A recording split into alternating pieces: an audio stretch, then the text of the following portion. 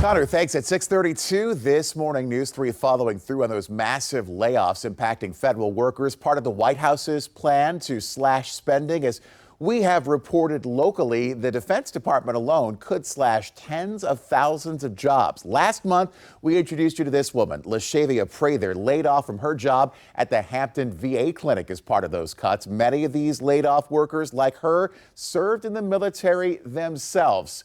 This is something I've been watching for a while. I started tracking the issue of out-of-work military veterans about 2 years ago, looking for resources for them in our community with these federal job cuts. I wanted to check back to see if more veterans are now reaching out for help.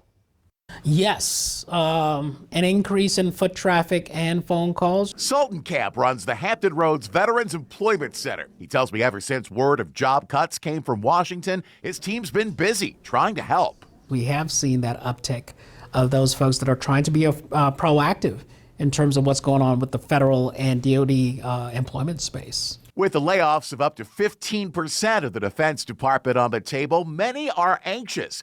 Camp says don't be. The biggest thing is that understand that there are people in your corner, so don't let that anxiety lead to paralysis. The center offers resources like weekly mini job fairs, resume and interview coaching, and new skills training.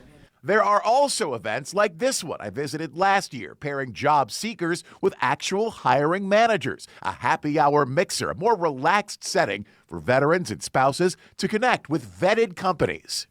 We've built an ecosystem in which all you have to do is come in and you can grow your professional network exponentially. This year, the center's expanded its network of employers, too, in an effort to connect more vets with their next job. Organizations like the Retail Alliance that's outside of the DOD space, just once again to enable our military community to thrive. The center also just became one of only 27 in the nation to get a Blue Star Outpost designation, now part of a national nonprofit network focused on helping more veterans and transitioning service members. It also comes with a $15,000 grant. That grant is going to go so far in helping our military community in the area thrive through, obviously, employment.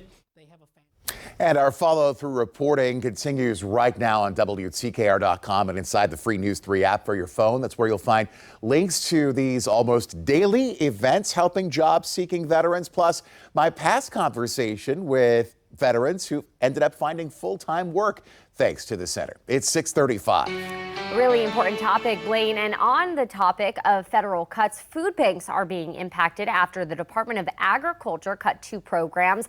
Tell you about them. They provided money for schools and food banks to buy food from local farmers.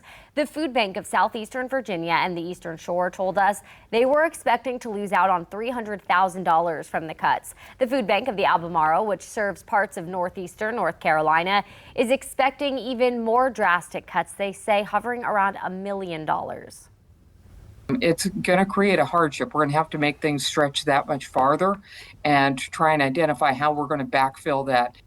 Those with the food banks say they would like to have more input before cuts are made to big programs that have these lasting impacts.